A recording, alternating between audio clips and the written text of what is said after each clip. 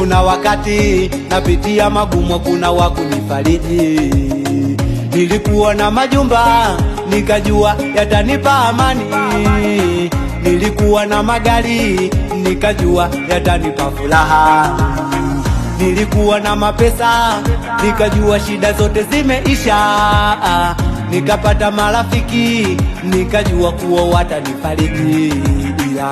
Nilipopata shida hata mke wangu alinikimbia, ila wewe Mungu ukabaki kwangu.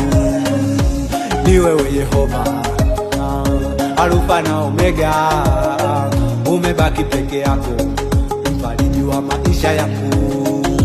Ni wewe Mungu, ni wewe usiyeshindwa, ni wewe Baba, ni wewe msaada wangu, ni wewe Mungu, ni wewe mweza wa yote, ni wewe Baba, ni wewe ndo tegemeo langu.